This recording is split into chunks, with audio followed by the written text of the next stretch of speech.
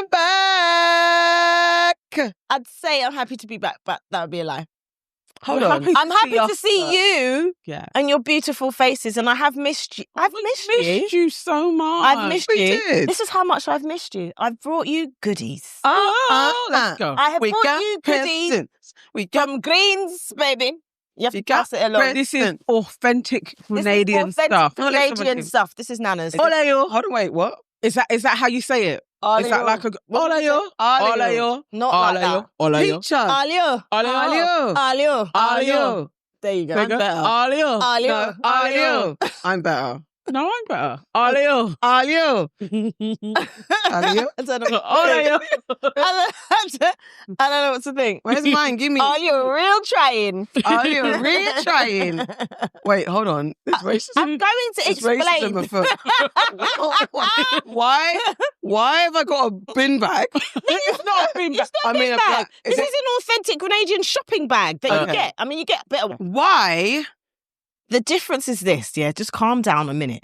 Nana ordered honey. She put in this order with me from last year. This is authentic Grenadian honey. And No, but look, she looks like she thinks she's nice. It's 3-season honey. It is. There's a shop in town and they sell it, and it is like the most wonderful, beautiful thing ever. And what we actually wanted was the mountain honey, but it wasn't right. It wasn't. No, but this is the next best But thing. this is good honey. Yeah, but It's that's not the point. It's brilliant not the honey. mountain. All honey. I all need this honey. Oh, no. my God. Was that That's bad? bad. That was almost as bad as Marvin. Yeah, we had. I didn't. Alio. Alio. Yes, Alio. Alio. Sounds like you're saying Alia. Look now. Watch now. Alio need this honey. Look, Watch now. this is proper. It is. Look how Yes, black what's it is. about me? Look how you didn't order it. I did. I said, get me some honey. You didn't order it. Nana gave me the money. goodies and rum. Oh, yeah, sorry. And there's rum there as well. And I got you a little Hold flavour. on. Can I just say something as well? Let me see your box. Why is my box broken? Farah, I've known you since I was 16.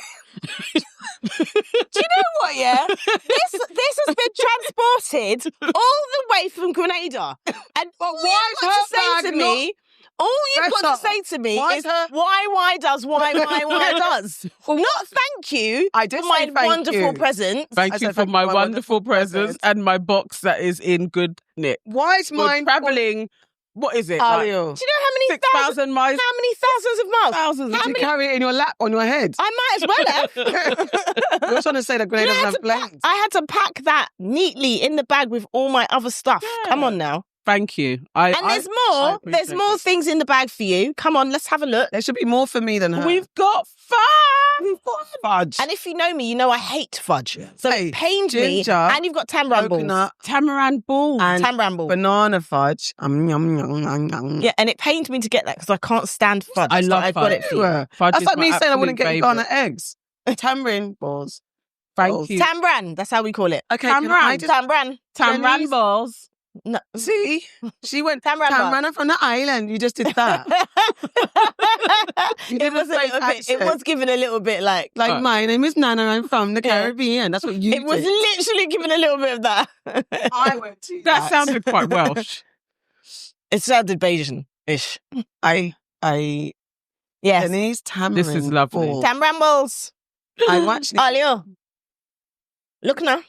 Oh, But yeah. this rum. Thank you. Thank you, sugar. So there's Right. different flavours in the rum so that you can experience all the different types. I'm not supposed to be drinking today, but I might taste one. You should taste one. What are you gonna go for? Listen, Try the sorrel. The sorrel's lovely. you haven't got And the sorrel doesn't need to I be do mixed. have the sorrel. Why does she have the sorrel? Oh, You've both got different I things. hate something special You've for got myself. different things, but You can same try the thing. sorrel. She's literally been my little sister. That's just taking Oh all my the best God. things. You've got equal things. You've got equal fudge. You've got equal drink. Don't. You've got equal tambran. You've got the only difference is the honey, and she paid for it. Didn't. Yes, I did. She I paid transferred for money. it. Mullah, did you transfer any money? I did. Did you actually. support your sister when she was out? you know I what I mean? did. What did you do? I smiled when she called. When you eventually answered. She kept calling me at inappropriate times. What were you doing? Oh, what was you up to? You got dirty. I was not having sexual relations. I was doing work. Working on sexual relations. Oh, girl. Anyway, Working on her if own. you try the sorrel doesn't need to be mixed. So I'm going to drink the sorrel. No, this is my juicing day, you know. Yeah, it's juice. It's Come on, sorrel. it's a special day. It's though. hibiscus. Farah is back. I'm Okay, Come we're on back. now. Let's crack it open. We're back in business. And I'm drinking. Crack. And she's drinking. I am. We've got... So She's in your one, I drinking. think, Nance, you've got one of you've got no, you've got it. Calm down, Pete. you've got the lemon. I've just swapped it with her I've got passion lemon. fruit. Okay, if you've got the lemon, that makes a really nice mojito. Okay, I will do that. Yeah. Thank you. But how am I Very going to lovely. get some? That's your business. Yeah. Your business, that. That's my business, that. Welcome back That's to the my Plum thing. Fairy. I missed you, my little darling. Oh, thanks. I did miss you guys. But seriously, what it did is just reignite my flame, my fire. Relight Made my it every time that I go. I Yeah, we love gotta it even go. more and more. And I just really, when I was there were so many occasions I just said, I just need you lot there with me. I just need Listen. you. No, seriously, I just need you lot there with me. I need you to experience the wonders that is just the culture and The amount that we everything. even wanted to be there. yeah. My timeline, how does the grease? The grease is Oh, I'm all giving it a nice. Like literally, that was my whole timeline. That's I all I feel was like- hearing. I feel like a kalalu leaf in the wind. I feel like a You don't know the grease tune? No, because to be fair, It follows me around. I love that tune now. That was the tune. There's better tunes. That one I do love. was Jab following me position. on I do the... love soca. Listen, I do have I a love- question. Nada Soca. She was doing a lot of that. I have Tribalism. a question. Why? On Know Your Caribbean, they were talking about JabJab. Yeah. Do you feel that Grenadians should gatekeep JabJab? And are too many people explaining what it's about because there's been so much Black Christian backlash? Yeah. Like, is it overkill? But should there be gatekeeping? What does gatekeeping mean? How do you gatekeep? What do you mean? So gatekeeping, I would say what I was seeing from a lot of the Jamaicans in the chat was absolutely Grenadians, gatekeep your shit, because when it becomes exploited and capitalized, you guys get moved out and all of the corporates come in and take your stuff from you. Yeah. So I guess for some, this is seen as a breakout year. Like, my timeline has never been full of Grenadians like this ever before. So it's like, this is the beginnings. And I guess Jamaicans would know maybe a little bit more of how everybody then starts to come and take your culture. So I think that's the conversation of gatekeeping. I don't know how you gatekeep, How but would you? do you feel like that is a worry? See, I've always known how wonderful Grenada is. Mm. And I've always enjoyed the fact that it isn't like that. A lot of the, it's not like Barbados. Yeah. It's not like Jamaica. The level of tourism is not the same. It's kind of like a little secret. Yeah. But then at the same time, I want people to experience my island and I want them to understand the traditions. But I do hear you, because I am fearful that with too much exposure, it will become like all those other places that we don't like, and it will get watered down.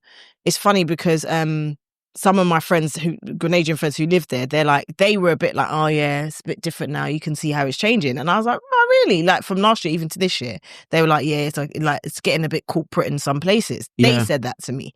So I was a bit like, so I'm not sure. In terms of like explaining Jab, it's difficult because online there were so many people. Let's take Jessie Wu, for example. So she went, she did an amazing post about what happened and her experience actually doing Jab, playing Jab and all that stuff. And the amount of hate that she got. Yeah. So she felt the need to actually explain it. Mm-hmm. So I get it. And we have been doing that because it has been this whole rhetoric of, it's demonic. But it's not demonic. Give the story, explain it. JabJab is resistance, is revolt against a system which have them as second class, which have them as the devil. So again, you have to understand the masquerade. Masquerade means portraying something that you're not. So remember, post-emancipation masquerade. So when we get dabbed in black and we put on our horns and whatnot, it's us satiring, it's us mocking the planters or the overseers or the oppressive force. Okay, we're black, okay, we're the devil, we're gonna get more black. And we're gonna chant you down, carry coffins. It's not dead to us, it's dead to a slave master. So you have to understand the vibe in it. So that's a big misconception. It's an actual spiritual thing that ties us to our ancestors and what they went. When, what they did was they went into the streets and they greased themselves and they broke free of their chains and they did all of those things. So it's a cultural and spiritual celebration and it means a lot. Like, to do it properly, it means a lot. It's like when I even did it in Notting Hill this year, I was making jokes with people when they were trying to throw powder at me, and I was like, Jab don't mix powder, and we don't mix paint and powder. We don't do that. Yeah, it's like, yeah. this is what you do. Yeah. There's certain things, there's ways that there's acts of performance. You know, the chains are very, the chains are very symbolic. It doesn't have to be old oil. Over the course of periods of times, it's changed from one thing to another. I actually made for the very first time. Yes. I did my own oil. Yes. And I mixed charcoal with vegetable oil, as that's one way to do it. There's lots of different ways to express it, but it is such a spiritual thing. And in Grenada, when you're doing jab, Juve morning, you're doing jab, it's the entire street. So it's not like pockets of people. Yeah. It's the whole line. Oh. And and people are playing drums and people are listening to music. Like, I'm getting quite emotional about it. Yeah. Because it is I honestly want to experience it. So I was going to say, There's every time, nothing like it. because JabJab before, I can't remember what year, I think definitely the year I did Juve here, or whenever I started to take notice of it, I hadn't spoken to you about it before. And just because already black people and drums, black people and the beat, that's our language. Obviously, we used to speak with drums, so it's our language.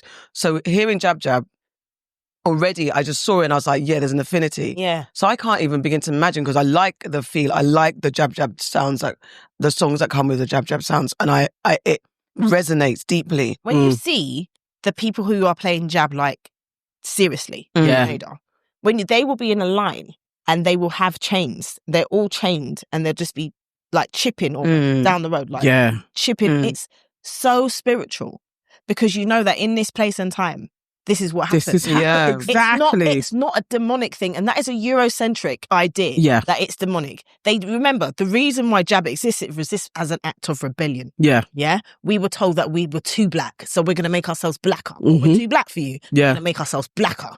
You want it to hold us in chains. We're going to break free of chains. And we're going to walk with the chains and show you. It's very spiritual. I hate that. And I'm a Christian. Do you know what I mean? Let's not forget that. That's the same with Jessie Wu as well. Exactly. It's like, that's how she explained people coming at her, and it's like, do you not think that she would know what she's doing? Exactly. Really. But also, it's just a quick jump. The minute you see darkness and black and things, and you don't take the time to figure out what the hell is going on. Because I think I saw a video. Oh God, where did they go? I think it's Earn Your Leisure and Lauryn Hill went to Benin. Yeah. And they were watching the cultural dances. And again, underneath, the Christians in the chat, oh, what is this? No, thank you, not my... I'm going to go... It's like, can you stop this kind of...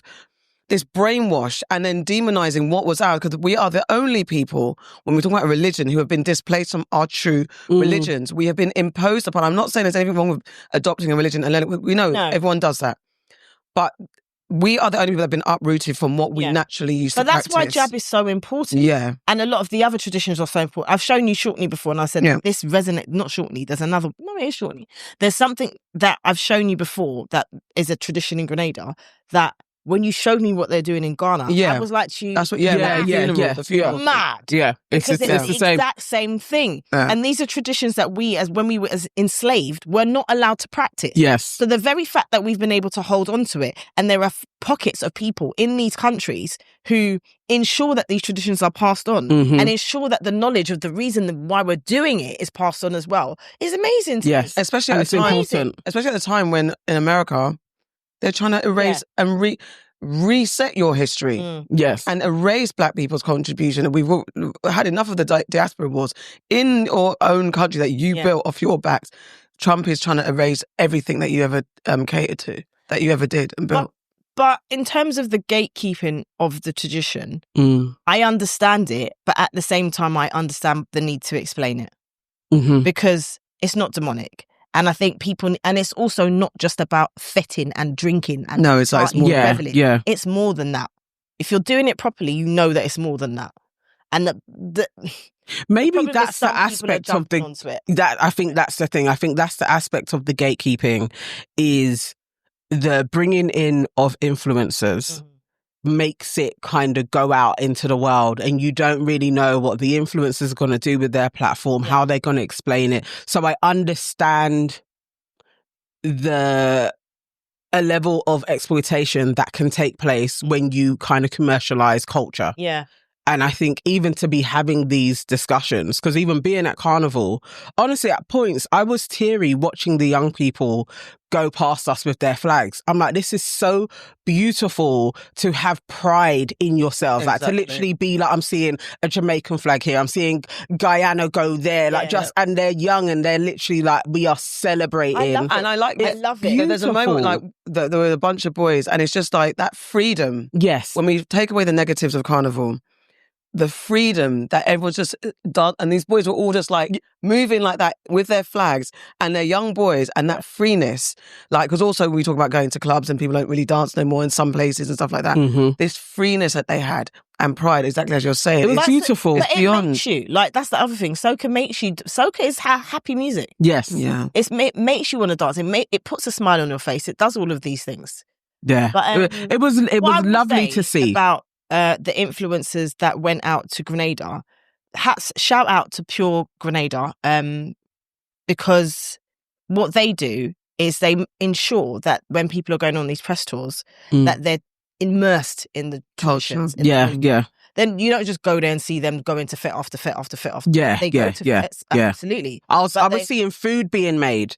I didn't know what oil down was. I saw oil down so much. He always talks about oil down. I'd never, literally, I think it may have been Jesse's video that was going around and like the big drum and they were making and everything. And I was like, this looks so nice. And even like all down is the most delicious. I was so lucky this time around because I love food. So we had so many people coming to cook for us. Yeah. I had oil down on my second day that I was there. That never happens. It looked delicious. It was like, it was at my grand's house. So it was the big ass pot that fits onto the 4 burners. Yeah. But oil down again is Grenada's national dish, right? And it's food that's layered. So you have like a layer of breadfruit, you have a layer of dumplings, I'm not putting it in the right order, don't come for me. You have a layer of callaloo, and you can do it with fish. Yeah. You can do it with chicken, people do it with pork, you can do it with different things. They grate the coconut and they put it, so it's like cooked over a slow period of time. But it's layered. Yeah. And all the flavours, it's got pumpkin in it, it's got carrot, it's got so much nice things in it. All the flavours just blend together to make this, it's a one pot dish, basically. Yes. What about it? It looks amazing. Taken apart, freezing it and frozen it. And that's what we do in Ghana. It tastes. Are there delicious. You could have frozen it. Big Grenadian restaurants here? There isn't. Not really. I don't know of any. I know like places that do roti and stuff like that. Yeah. I don't know big Grenadian restaurants. Like I always feel like we're missing an oil down spot. But funnily enough, my cousin, shout out Motor Roti, he is looking to see if he can bring someone in to do oil down. Okay, because it's needed. We need to go to a restaurant. I want to be able to have it outside of Grenada. Definitely. Do a little reel about it. Do you? Because then you start getting a Jamie Oliver version. Even in Grenada now, there's one at the airport. So when you get to the airport, you could get your oil down. I love it. It's amazing. And there's another person shout out while we're on this Grenada train. Yeah. Foodie Tours, who is she's a Grenadian lady, and she basically takes people around. You can book to go around an island trip, and she will take you on lots of different local. I would need that to do that. Yeah. Have you done it? I haven't done it. I keep meaning to do it every time I go, but I get when we go, I would make you do it. I'm gonna do that. No, that is I think that needs to be the amazing. And the places that she goes, top tier. Yeah. Top tier. Because So you could get your proper breakfast where you can get your saltfish and your bakes. And you're, Yeah, it's got to happen. Yeah. This definitely was a great run. And being in Carnival 2 days as well, I really did enjoy it. We saw such minimal violence. They said violence was down. Saw some stupid foolishness at one point, but that was literally it. There was lots of guys going, calm down. It's dumb. Just posturing, and guys, you need hugs. Other than that, they absolutely do. Men need hugs. Seriously, boys and men, you lot need hugs. A lot of love. A lot of love. You need a lot of like. A lot of love and less drinking. You know what I hated? Yeah. Boys walking down the street with bottles of rums. Yeah. Yes. And brown liquors. Yes. Drinking it to themselves. You are either going to pass out or you're going to be violent. There's 2 ways. Yeah. How are you drinking a whole bottle of 40 to 60 proof alcohol to yourself? I don't understand. No chasers. Like, it's weird. No I think it was a little bit more than normal. I think I've seen guys walking with stuff, but this, I just feel like, why are you not just going straight? I'm wondering if you know that they're saying that young people aren't drinking as much. So now, because they're not attuned to it, are they being just like, I'll just get drink and I can just drink it? Like, because it's carnival, they're yeah, gonna... because as they said, the young people aren't drinking the way that we used to. Yeah. So maybe it's a generational thing. Understand, because I think it I was like, why would you be so... They're too busy taking balloons. And there's also... And the balloons. I thought balloons had died out. No. It wasn't as bad as... I think there was a year at Carnival, maybe a couple of years, it was like... It was stupid. So it's definitely gone down, but I literally thought it was ghost now. I thought it was like... But I didn't see... Yes, 2 years ago... balloons everywhere. But I wasn't seeing the bottles of alcohol. Yeah. This time, seeing people drinking a whole bottle to themselves, I'm like, it's a hot day for one. Yeah. Right. It was like 27. Yeah. I don't see no chasers. You are swigging from you are going to pass out. And early. We were there from early. Remember those boys that were there? Yeah, little boys that stopped for a bit. Yeah. And like, you could see that he was passing out. And then when they were giving him something to drink, it was a bottle of alcohol. And I was like, no, the boys that were with us. No, it was water. I told them to go get water. Or was it somewhere else? Wait a second. Oh. When they were on the side of the road, before they went to the verge of the bit. Oh, okay. When they were on the side of the road, they gave him something to drink and it was alcohol. And I said to the boys, he needs water. Go and get water from over there. Yeah. Then they got him the water and I said, make him sip it. Then you started talking to them as well. But at first, he was still swigging the thing. Yeah, they were knocked out in and out. Yeah, they kept passing in and out. Him and his brethren trying to help him, and next minute he's passed out. Yeah. It was ridiculous. Yeah. And it is because they're not training themselves. They're not learning the tolerance for it. Yes. Yeah. And how you actually drink. Yeah. Because also it was early. We were there from early, and the time that they were knocking back, drinks were gone. It's half day. Not even half day, quarter of the day. So you still got a whole lot. Yeah, this was at the beginning. It was like 1, 2. You've got hours left. Didn't pace yourself. And then the police are just watching as well. Literally, I'm just saying. Because policeman come up to me. No, but the police come up to me and goes, do you know them lads? I was like, oh God. No, I don't. I'm just making sure they're okay. No, lads will be lads, kids will be kids. He goes, all right then. But he didn't. It's not like the police, at that point, you would think, that he would try to get him some help. No, they're not going to do that. But you would think so. Yeah, where are the paramedics? Why wouldn't you try to give him first aid? Or why aren't you saying to him, drink some water? You would think that they would trained. You are trained in first aid. Mm-hmm. So why don't you do that? No, you're waiting for him to start punching his mate so you can nick him. Yeah. Basically, as soon as they started to get a bit raucous, did you see the line of them walk past? That's when I was talking to the boy and I was saying, they're waiting for you guys to be a danger and you will all get arrested. Yeah. That's why these two are not moving. Yeah. They are literally watching you. Yeah. And he's like, but we haven't done anything. And it's like, you're going to be a danger on the crowd. Like, you can't walk here. Your brethren is falling over. You're going to be a danger. You will get arrested. Yeah. Like, do your parents even know that you're here? I don't know. I just left the house. It's like, what are you talking about? Yeah. No, they're crazy.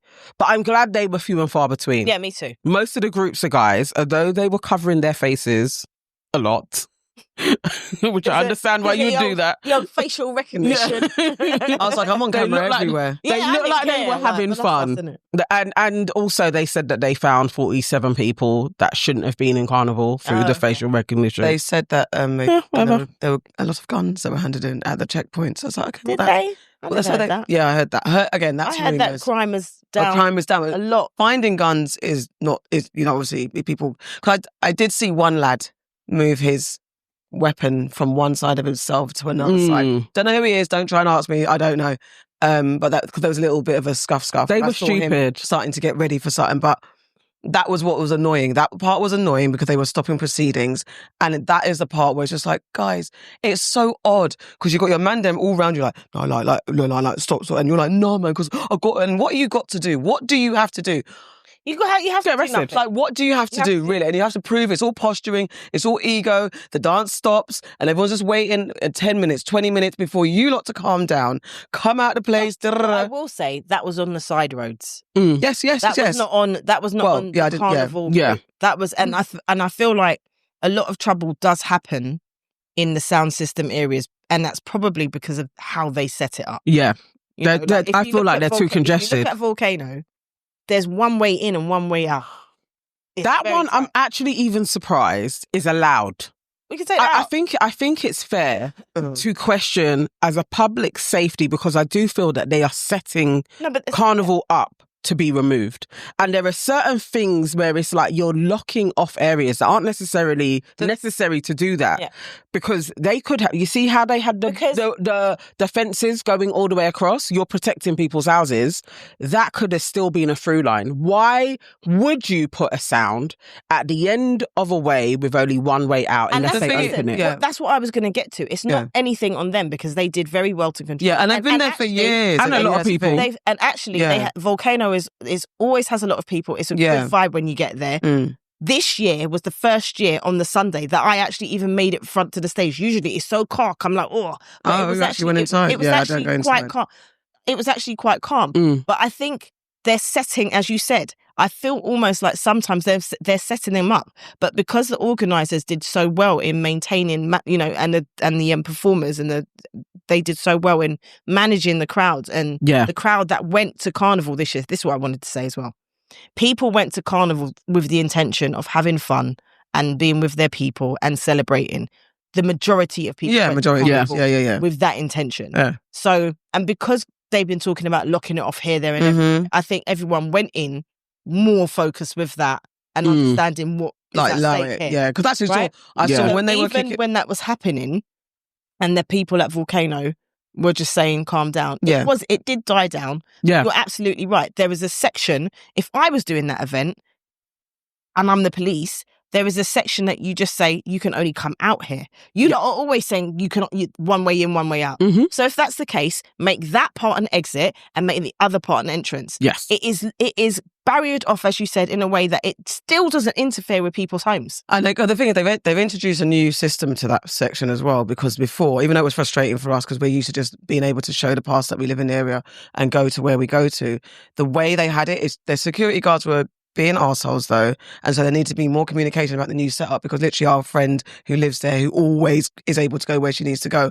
was told that she can't go, and that was literally the next day. I think it's about communication. I think they were jobs worth, those people. Those people were jobs worth, as soon as but that new system was new as well. I think they were jobs worth, because even when I spoke to the police that were standing there, they said to me, I don't know why they're doing that. Yeah, exactly. But we can't control that. And then when we went to the other side, I looked at the guard who was on the other side that we actually wanted to go to, and I was like, can I come over there?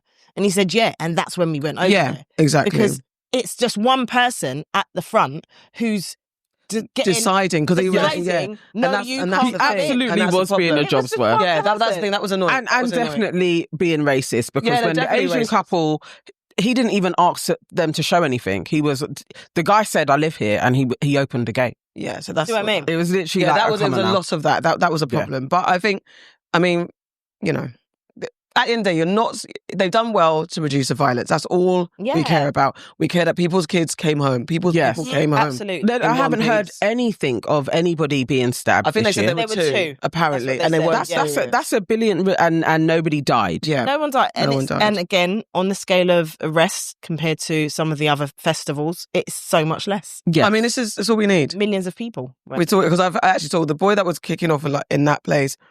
People around him were like, they're going to lock it off. They're going to lock it off. That's like, you do want it locked off. So that was the kind of thing, like, everyone had that fear, as you're saying, like, it's going to get locked off. That dude was so stupid. You're in shorts. You're tagged. The police came and took a picture of your tag. They didn't even need to take you anywhere. And they left. And you're still kicking off. He's probably banged up now. It's like, why would you do that? Why are people so dumb? It's weird. Why it's the ego. It for everybody else? It's that thing, like, what comes in your mind where you're just like, I don't care. And really, what was the beef?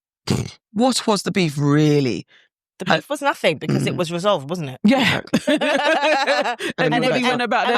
And by the time we left, my cousin said it was actually banging after as well. But it would be, because Volcano's always a hotspot. It's a hotspot. It's wicked. Volcano, Saxon Sound, KCC, all the places. Saxon's wicked as well. Saxon's wicked, man. Next year I'm spending more time there. Yeah, I would like to do a float again. Yeah.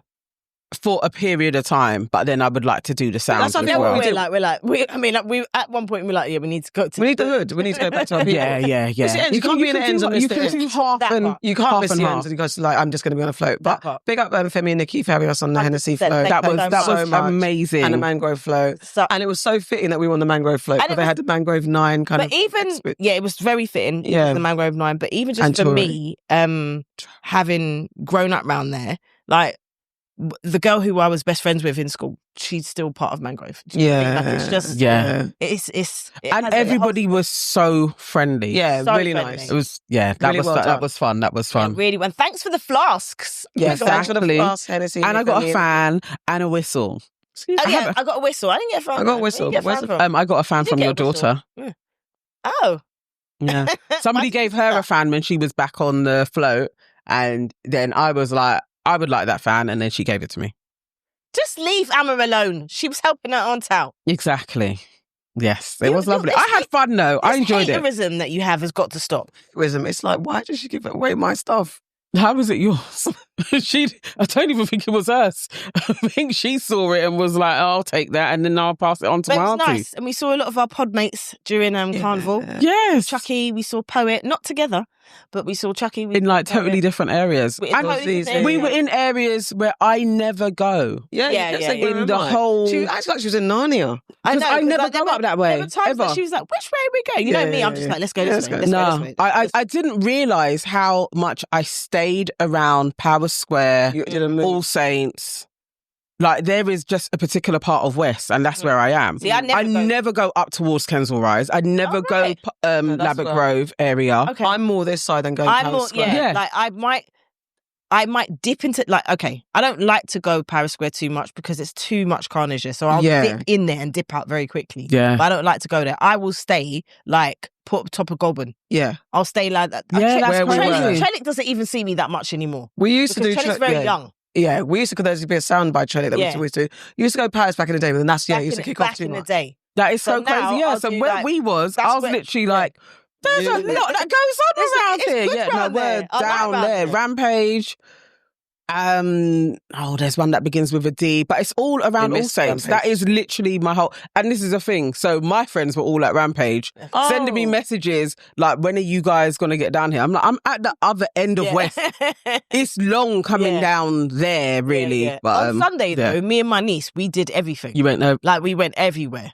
We walked it, we went everywhere. I don't think there was a sound that we kind of missed. Actually, I wouldn't mind doing that actually, because I haven't done. But we went everywhere. I haven't done a whole thing for a while because that's our end is that end. It is. The amount that we walked, we may as well have done everywhere. Right? Volcano. We always end up. That's our tradition. Always end up at Volcano. My niece calls KCC the old heads. She calls it Old Roadman's Corner. It is. It is. But I don't really say it, Casey. You know what? I don't say because it's like this is phenomenal. It doesn't even taste like alcohol. That's why you don't need to drink it. You should give it to me. It's very lovely. It is so gorgeous. Need a chaser. It is nice. It's very sweet. Did you draw a man? No. Do you want to share your stories of what you was doing? And you got numbers. How many numbers did you get? So we did a plan where we were going to. I said, let's smile at every man. No, you said I'm going to smile at guys. I said it was a plan, and you said it's a good idea. Yeah. No, we agreed with you. Like, this is do it. And I smiled, but I didn't smile because I got a bit scared. Then started to smile at everyone is weird. But I smiled at one. I did get. You smiled at more than one. Yeah. No, I smiled at. There was a couple that there was one that I smiled at. He wasn't interaction. He wasn't the perfect guy, but it was a starter. So we exchanged Instagrams, and that was it. Wait, starter guy. This guy did.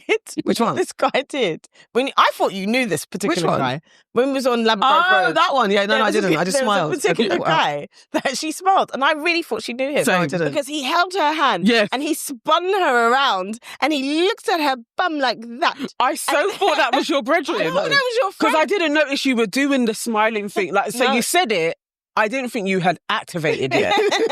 So this guy, I thought that was your friend. Yeah. Then when you was like exchanging numbers, I'm like, maybe Instagram. Yeah, I was like, well, maybe they haven't seen each other. Then you were just like, no, that was a smile. And I was like, see, it worked. And then I saw you turn to another guy smile, and he was like, yeah. And I was like, yeah. So smiling works. Working. I have to also smile at the right person because then if you smile at the wrong one, you get stuck. Yeah, you do. I learned that as well. It's funny though. Like, I didn't exchange any numbers, but you have this thing with guys because like you're going through the crowd and whatever, innit? So there's a few times like I'm going through the crowd and they're like stopping in front of me like this. Yeah, ships in the night. And I'm like, okay.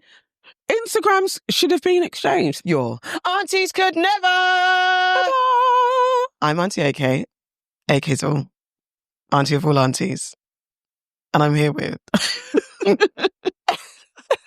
Farah, your resident Caribbean queen.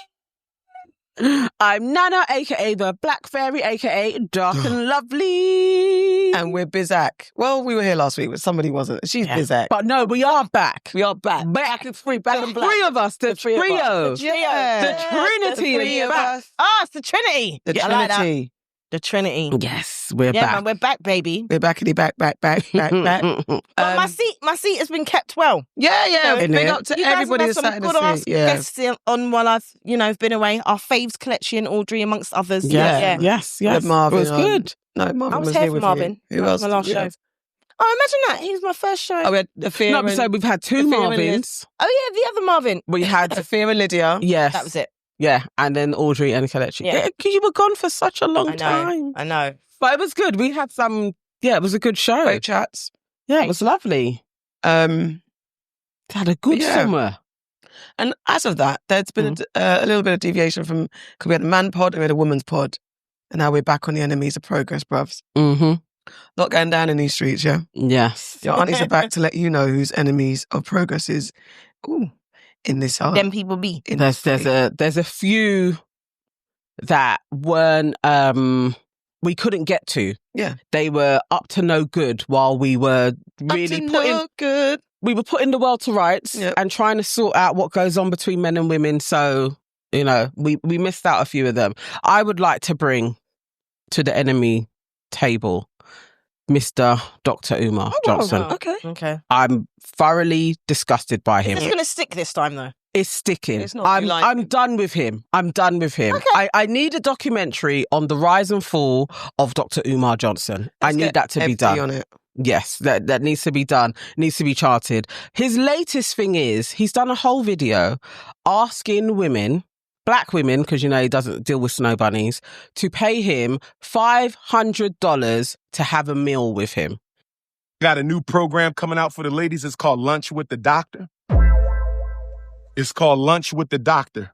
You make a $500 donation to FDMG Academy, ladies.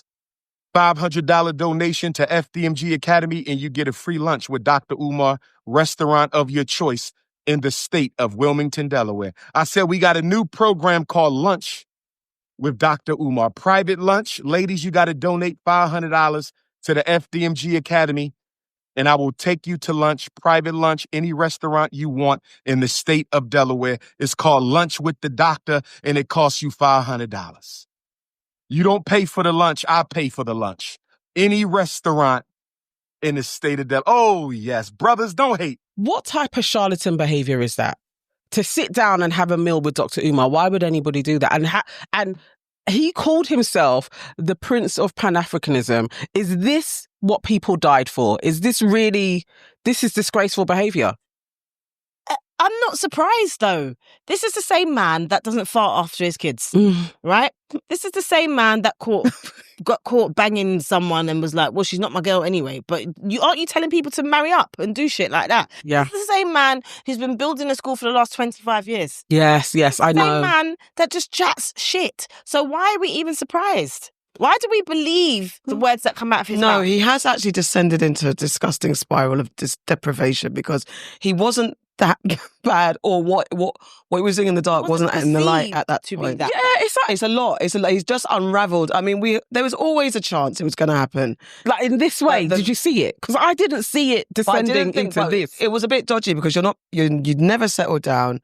You're talking. The school is not manifesting, and apparently he's had, because I mean, there's the conspiracy version where his school and his funds have been blocked because people, apparently something, I think Mark Lamont was saying that they want to buy the land up from under him. Basically, they're trying to take it. Trying to take it from him, so that maybe all if this built on it, they wouldn't be able to buy it. It's there. No, it's built. The school is there. Apparently he owes land tax.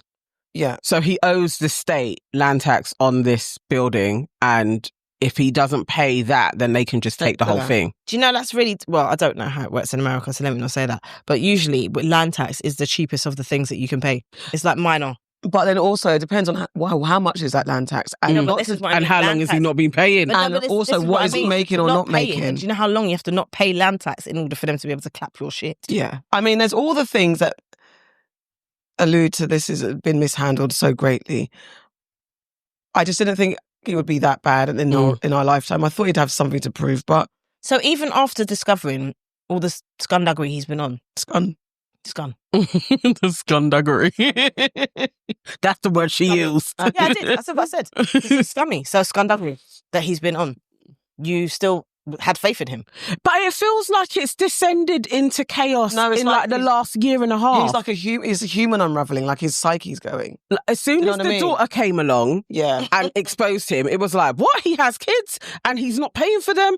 And then we had the woman come out and then he was calling her baggy knickers or something. All that stuff. It seems and it's like what the...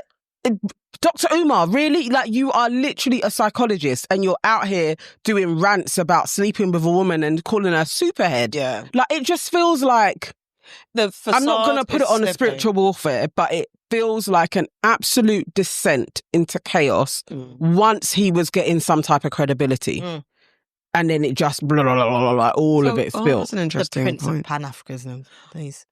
Yeah, it's like when you start leaning into the titles and start believing your shit don't stink, it all unravels. But it's interesting that you're saying that as people started to galvanise behind him and really have faith in moving him forward, there is a descent. And I don't like saying, they're just trying to take a black man down. I don't always like that because it's not always the case. Because sometimes you just leave yourself open sometimes these black men need to be taken down though. Sometimes, but it's just like, I don't know where to stand with it, but all I can see is this unravelling and dishevelment is disappointing. But for him to be expecting to be paid £500 dollars for a date with him is ridiculous. Yeah, he's calling it, he came back and said it's more of a business meeting.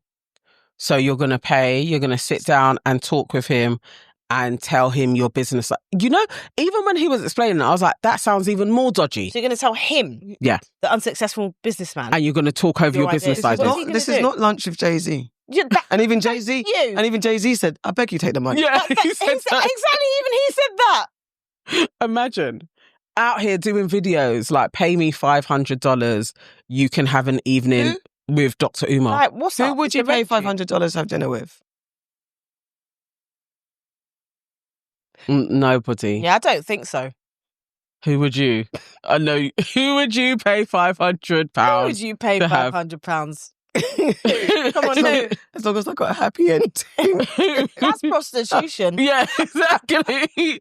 Which escort are you going to pay? Not an escort. Okay. That is prostitution. I'm not going to say who. I think I know who. Okay, Dirty hoe. There's two. There's two of them. Two? You little hoe it. Why am I a hoe? You are sex shaming, escort shaming, and shaming. Sex shaming you. Yeah, sex shaming. I'm joking. I would not pay for it. No, I'm not paying. Yeah, that's my... You know, I have to bring Dr. Umar here from time to time because I was here before saying, no, let's give him a chance. I don't even know if I heard of him properly before you started. Yeah, no, to be fair. We had, because we grew up with... if you were in Great Debaters, we grew up with Dr. Umar. Yeah. Silly, man. It's very sad. It's very sad. It's very sad because I hate that. Anyway, whatever. All right, my enemy. Mm-hmm. Well, who's the enemy here? Kim Kardashian and Northwest, right? They were out and about.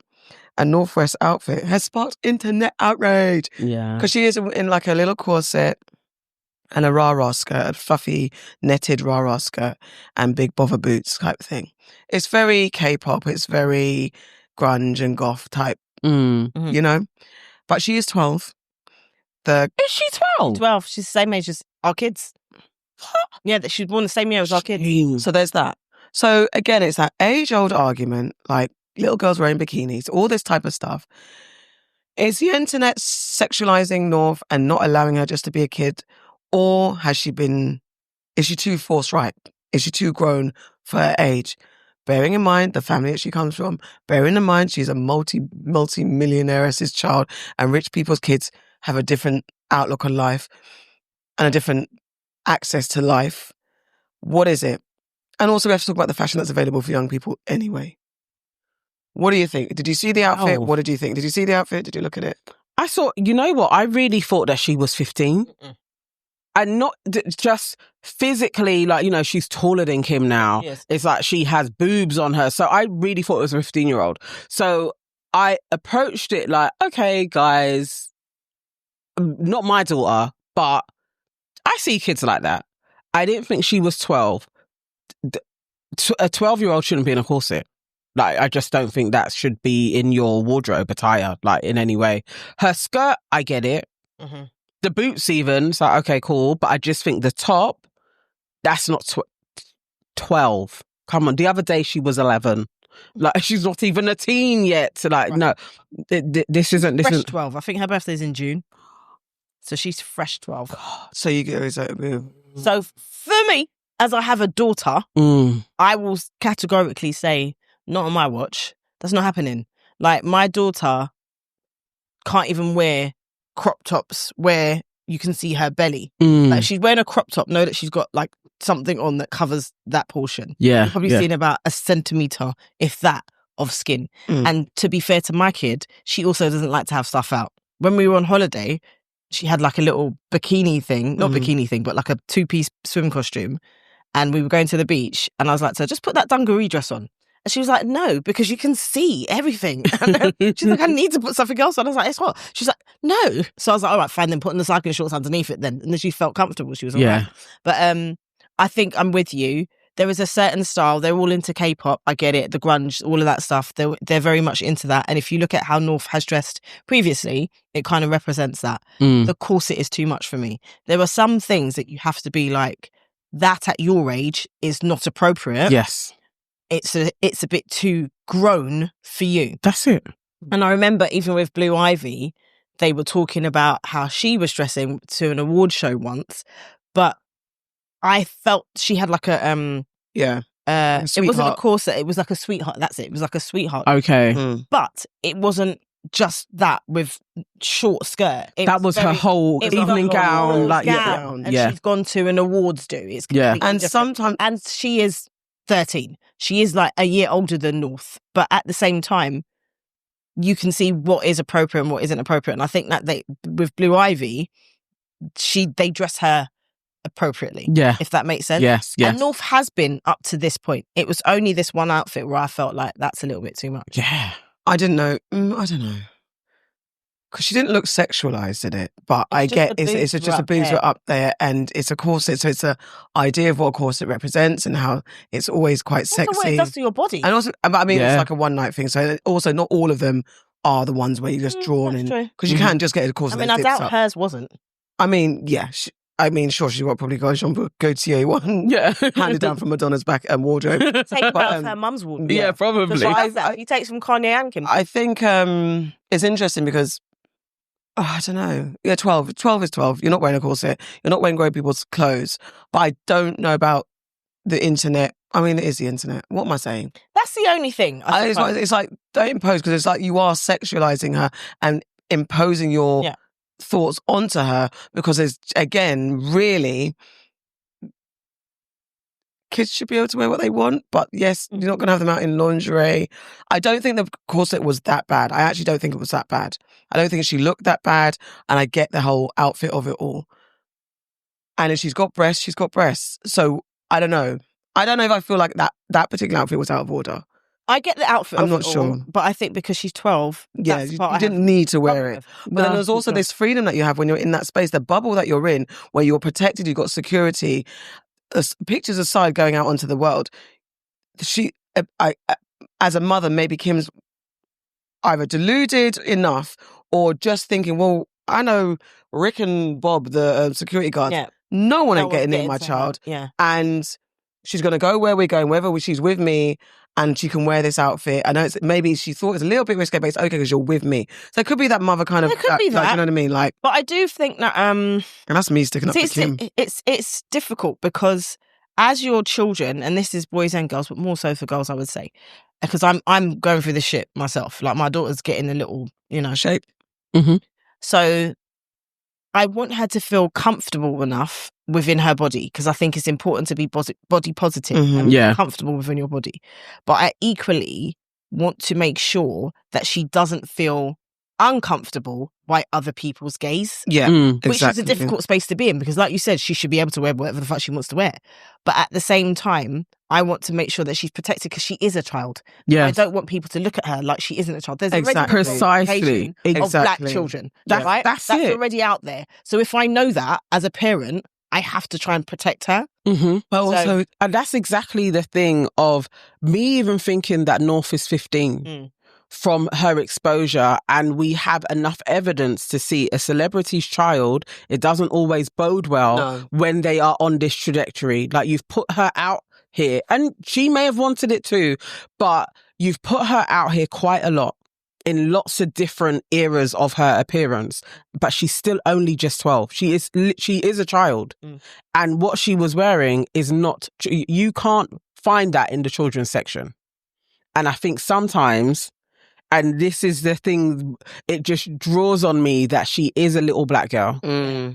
And you are putting her, basically, she is in adult clothing.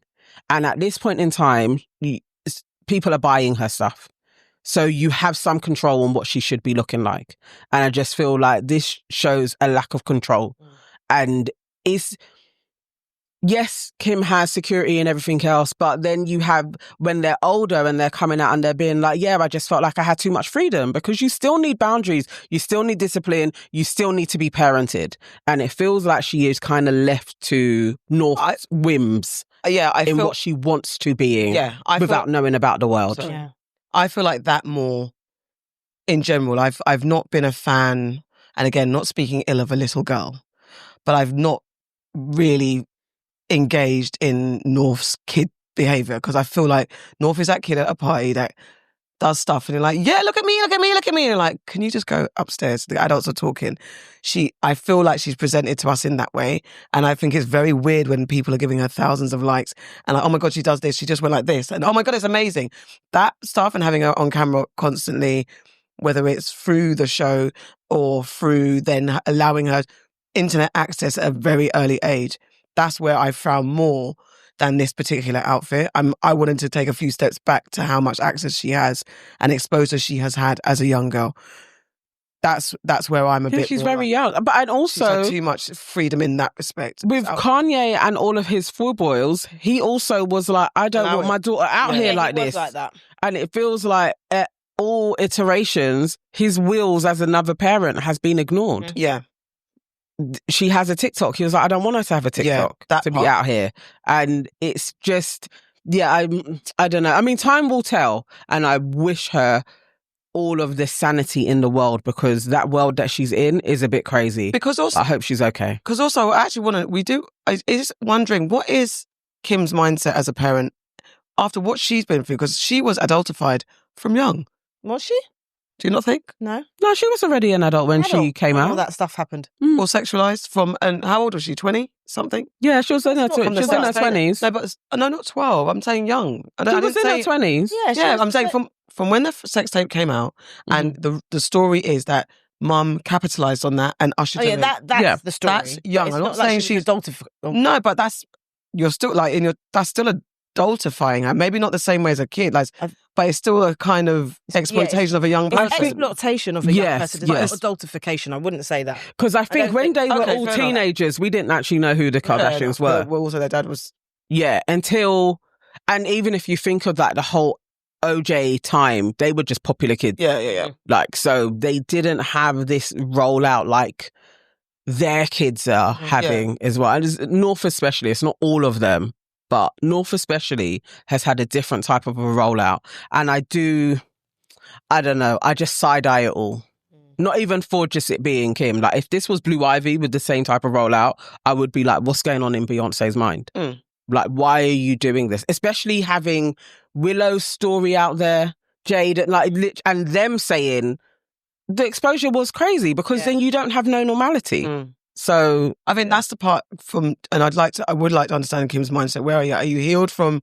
Are you bothered? Are you healed? Are you damaged? What was the thing for you being turned into a business empire based on your sex tape? I know. And being sexualized. You were like, your body was objectified. Your husband objectified you. Men objectified you. You leaned into that. You became the body more than just the human being behind it.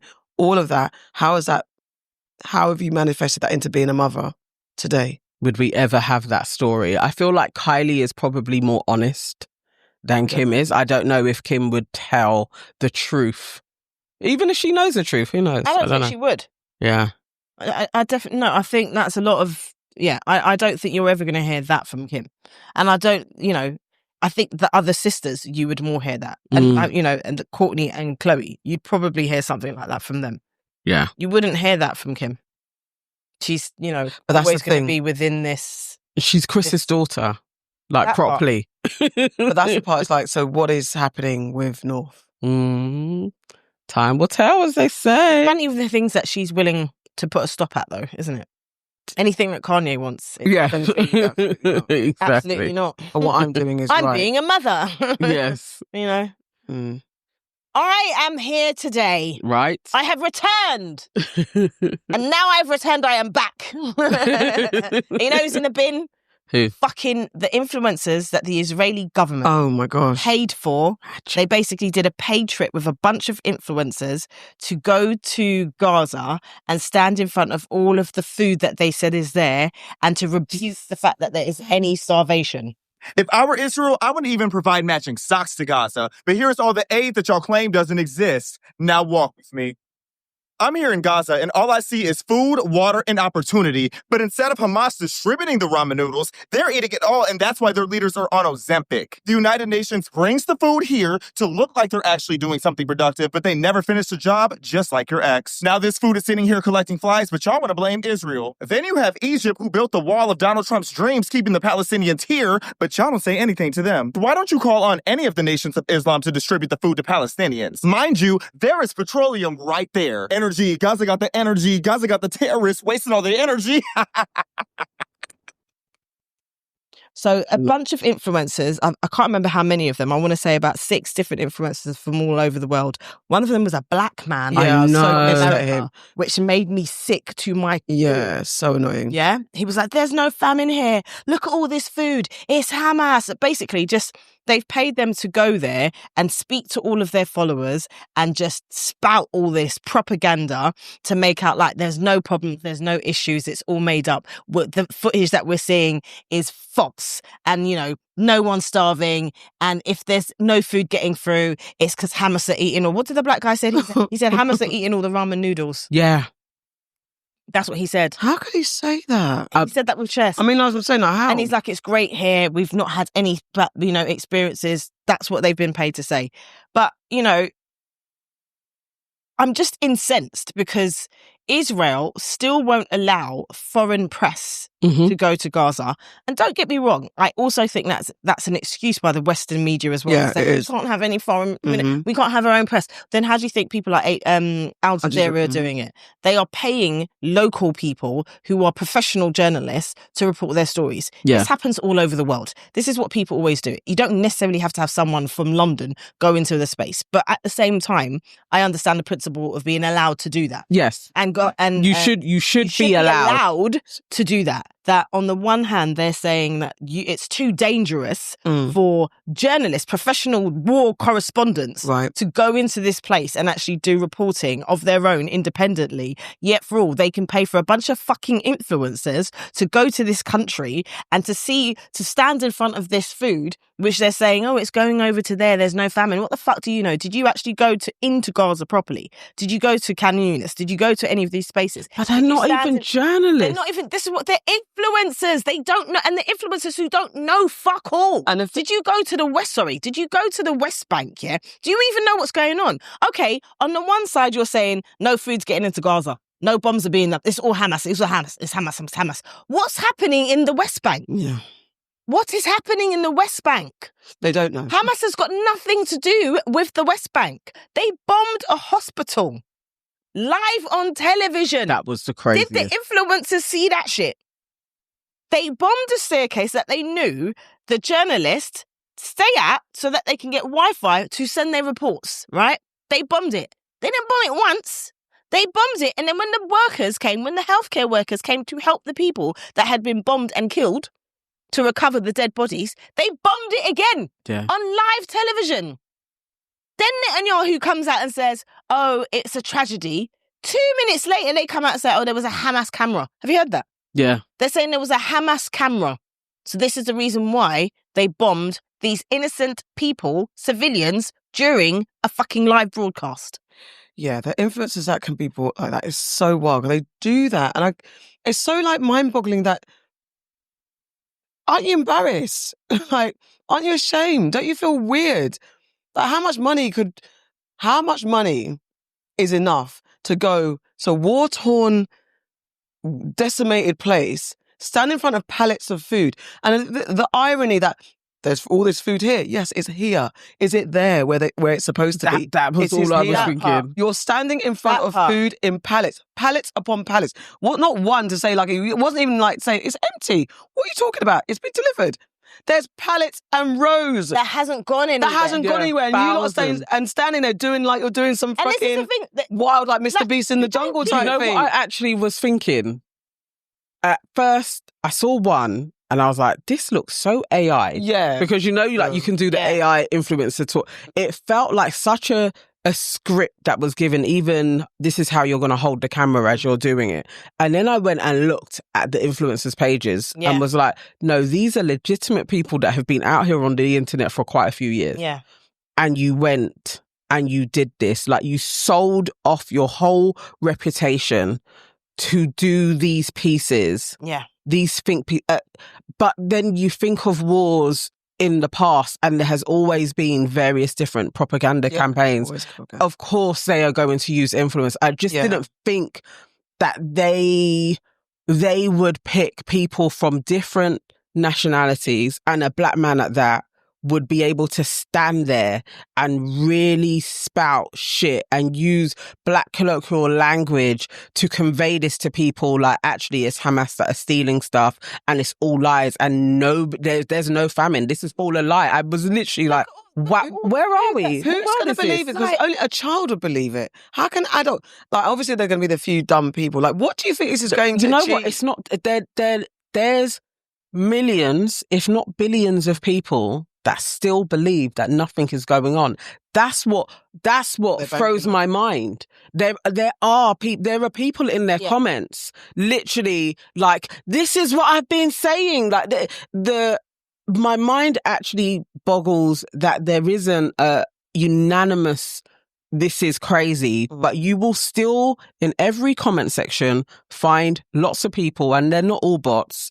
You will find people being like, this is a legitimate war. This is war, guys. This is war. And it's literally like, what?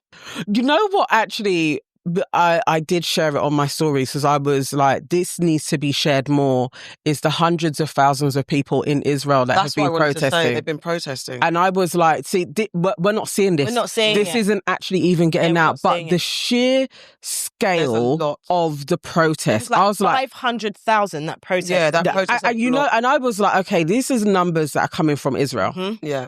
So what's the real? Because really, who's counting? Like, all of that. And then I was also trying to find Israelis on the ground talking.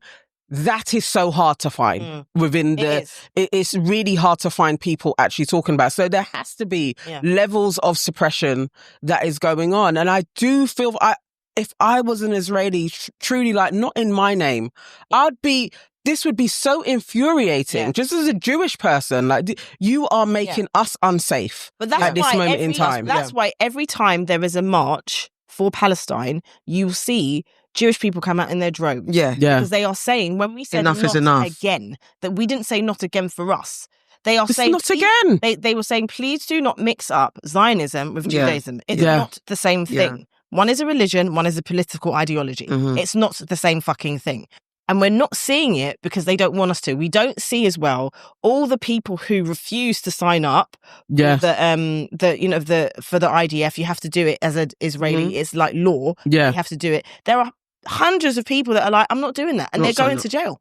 Yeah. They're in court. They're going to jail because they're like, and you're right. It must be like, this is not us. No. This is fucking it's a government that you actually didn't even want. They don't even want it. They do this, as we well know, you're breeding. You're trying to get rid of terrorism, but you're breeding, and I don't even like to call them terrorists because rightfully you're breeding people that are going to be so filled with hate, hurt and trauma. You're breeding a generation of traumatized people who are not going to look at you favourably. And if they want to join rebel factions, it's like, what do you bloody expect? And you think you've got fucking David Lammy and stupid Keir Starmer arresting people for holding signs up that say this is a genocide. And did you see that, whether it was that protest that happened, I think, whilst you were away? It was mostly older people, senior citizens. Oh, that was were getting so arrested. And that crazy. woman that the guy was trying to leave her alone. She had I think they were saying she had dementia. Extra hype. But whatever the case is, a little old lady. And I'm not saying old people aren't above getting arrested. They're getting out there. No, she was like 86 years old. Literally, come on. Listen, there were people. And when police lose their kind of moment of common sense and they just start acting with bravado, it's a wrap. There were people that I saw being interviewed at that process that you're talking about, and it was mostly, if you look at the number of arrests, I think there were about 400 and something arrests. The majority of people were senior. Above. Yeah, they were senior. They were old. Yeah. And when they were being interviewed, they said, I'm here, I've never done this before, but I'm here because I have less to lose than a young person, and it is important for me to speak up. There were people there that were visibly shaken because they knew what was going to happen to them. They were like, I've never been arrested in my life. I've never done anything wrong. I've never even been to a protest like this, but it is wrong what's happening. There is a genocide happening. We have to be here. We have to support. And this is what our UK government are doing. This is what the taxpayers' money is going towards. Arresting people who have worked their entire fucking lives to build this pissing country up, and you're nicking them, but you're funding the war. Sorry, not even a war. You are funding war crimes. Yes. That's not a crime. So it's not a crime what they're doing to journalists and medical healthcare professionals and all of these people. Where's the doctor they clapped in January? Where is he? That's not a crime, but it's a crime to hold up a sign that says it's a genocide. While we're here, because while we were doing our putting the world to rights against men and women, Joe Budden and his pod, when Mark was actually talking about, like, basically all my colleagues have been killed, his colleagues, and they did the segue, that actually hurt my heart. And then around the world, we're seeing violence everywhere, including Gaza, where I work for Al Jazeera, and my colleagues, every colleague I have in Gaza has been murdered. Every single colleague I have in Gaza has been murdered. So we got a lot of work to do, a lot of stuff to pay attention to. That's pretty good. All right, Young Thug just, I get scared every time he do that shit. He doing so fast, so you gotta hear. Everybody I know in Gaza is like, oh my God. God damn, he doing it again. That nigga Mark, boy. Why you don't never support him when he start talking that shit? You support him very well, sweetheart. He has my full support, but I also know that once he says something like that, or we discuss something like that, then we're just like, okay, what's the fucking pivot? What's the pivot after we talk about every journalist on the Gaza Strip being murdered? Like, what's the pivot? Like, literally, like, for such an influential podcast, I'm not saying they've all got to chime in, because I understand whatever your deals are and everything else. I get it. I'm sure we've lost stuff for standing on business and talking about this as well. But it's Mark Lamont Hill. And this is people that he's worked with that have died, that are being killed. And to not have a minute just for the culture in solidarity as Black folks to be like, you know what?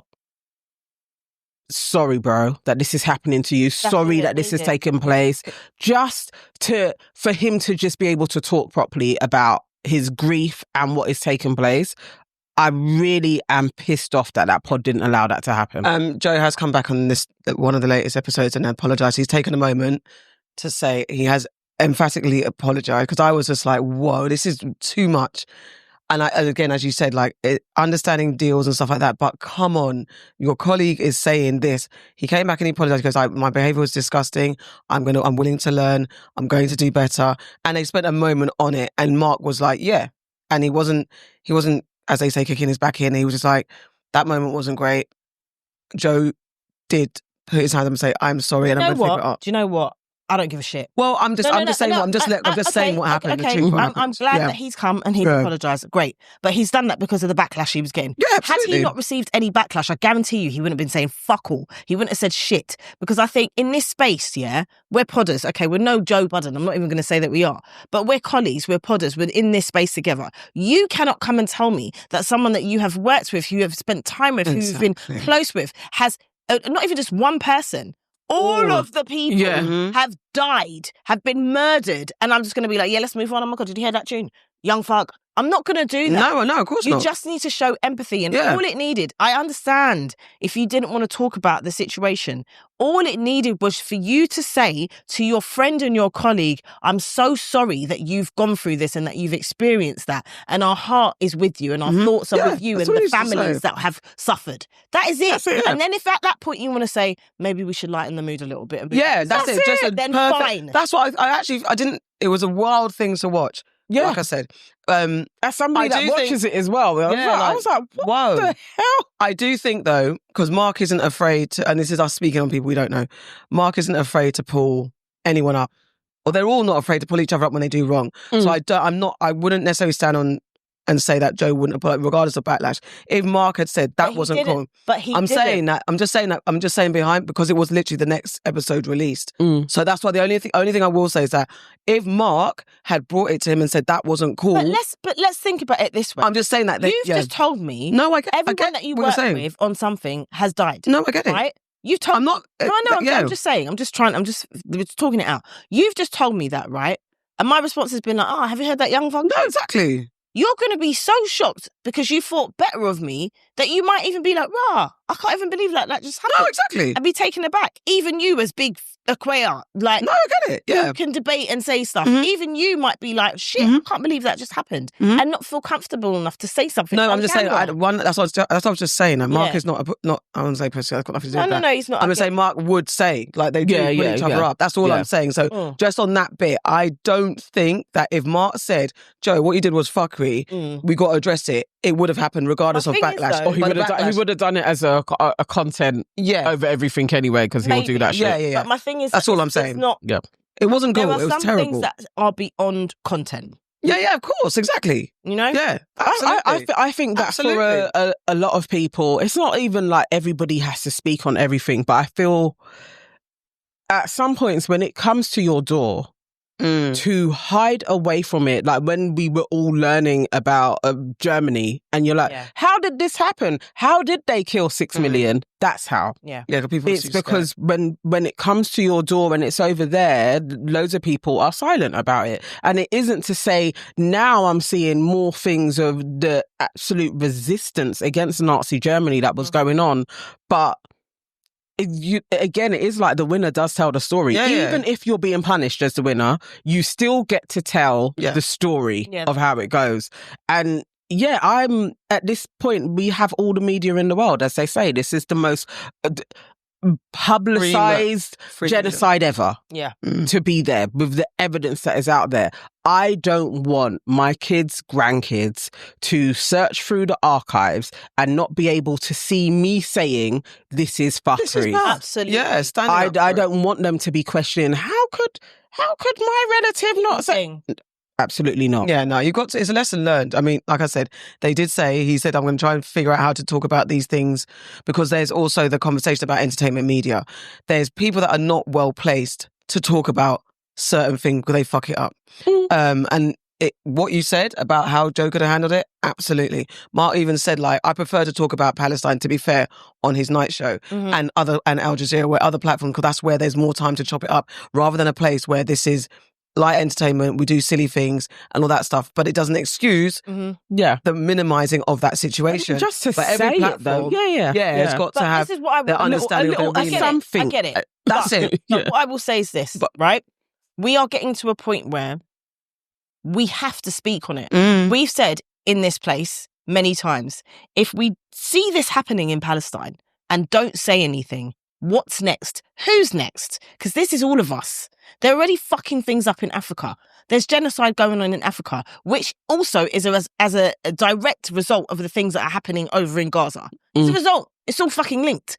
If you just take the stance of, oh, this isn't the right place and time, it gets to a point where you have to say something. And if you're not well versed in it, I understand that. You know what you can do? You can say, I don't really know anything, but this is where you can go to find out. I don't really know anything. But I think if you watch Mark's other show, because I don't really know anything. So if you want to find it out, good. Because if we do not speak on it, we are all going to be absolutely fucked. You've got to speak on it. You've got to speak on it. I think, and that's another thing, again, not just this is not the Joe Budden dissection, but that's what they were saying, like, actually, Mark said sometimes he does like a this is what's going on in the world. That's his thing, and that's what he's known for. So where there's been a debate about someone like him being on a show like Joe Budden, it's actually helpful to have someone like him because, again, when you don't have people that are well-versed in that type of thing or have a fear of saying the wrong thing or whatever, you've got this person that is willing to speak on it, has his insights on it, and that's where you break it up. So for anyone who's got a show that you feel like you can't talk about, you get someone in that can speak on it and get them gone if you like. If you, do you know what I mean? You have to play a clip.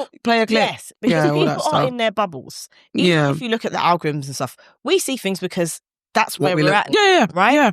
So there are some people, like you said, about all these thousands of people millions of people who actually think that there's no starvation, there's no forced famine, there's no bombing, they're not killing any civilians. None of this has happened, even though you look on the Israeli news itself and they were admitting that 83% of the people who've been killed are civilians. Even though they're saying it themselves, which is wild because they're saying it themselves, but then the propaganda is that it's not happening. So even if you're in your little bubble and you believe that the propaganda isn't happening, the way to break into that is to get into places that they do not expect to hear shit, and then it will have to go into their heads. They will have to research it. That is why a lot of previous people who were Zionists have found out that actually this is a lie. It wasn't a land with no people for a people with no land. It wasn't that.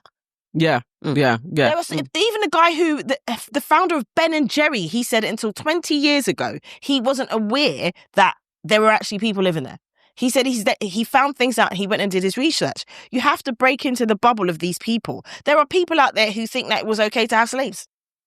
Most definitely. Because they've never interacted with black people. You break into the bubble. Just on slavery, the last kind of lie that I saw from right-wing media was saying like, well, actually only 3% of white people actually participated in slavery. I'm like, so you just made this new thing up. But did you see Gillian? And you cannot tie imperialism and racism and slavery to just one race, which is pretty much what every single exhibit does. Well, let's talk about the fact that when you can't tie slavery. Let's talk about the fact. Slavery in America was. Do you realize that only less than 2% of white Americans owned slaves? But it was a system of white supremacy. You realize that slavery is thousands of years old? White people. Do you know who in America the first race to try to end slavery? Wait a second. Well, what's controversial? I'm very surprised that you're trying to litigate historical revisionism. I'm really surprised. Do you realize that, Jillian, I'm surprised that you're trying to litigate who was the beneficiary of slavery and I'm who not. was not. What I'm trying to tell you is that in the context of American history, what are you saying is incorrect by saying that it was white people oppressing black people? Every single thing is like, oh, no, this is all because white people bad.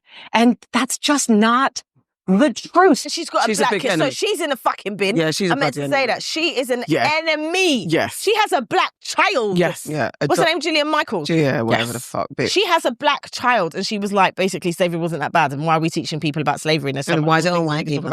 And slavery didn't start with us. How, and this is the thing, it's like you'll have somebody like that, it will carry on, and then people then will go back to a time when they're talking about, listen, it was all the Africans. They were the ones selling everything. It was all and it's like, it's getting this more is, you see the rhetoric beginning to happen where all of a sudden the Africans are the bad ones again. And have you seen the cartoon where it's like, we had a good time? It's like the PBS, the thing that, not PBS, sorry, whoever that Trump signed a business deal with to do the cartoon that's remixing it and making like, oh, they had slaves, but it was fine, they're all happy. Yeah, it wasn't that. Basically, this is the new thing. It wasn't that bad. Yeah. Because, and this is why I will say there are agencies doing this whole diaspora wars because it seems to coincide with a new American kind of nationalism to then be like slavery wasn't so bad, and then also we ain't even from Africa. It seems to all go hand in hand. And I'm not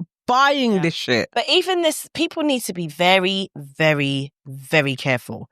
Slavery wasn't that bad, at least we can do it again. Yeah. Because it wasn't that bad. Well, that's what they do. They are doing it now. It's really interesting. It's like they're trying to get people to be like, things weren't that. Have you not got slaves, darling? My God. I know one. She always comes along, but Kemi Badenoch and her last little foray in the media talking about Nigel Farage taking all of our ideas, but also ending her segment on, what we need to do is really get to these camps, is to set up these camps for people to be in, to be processed.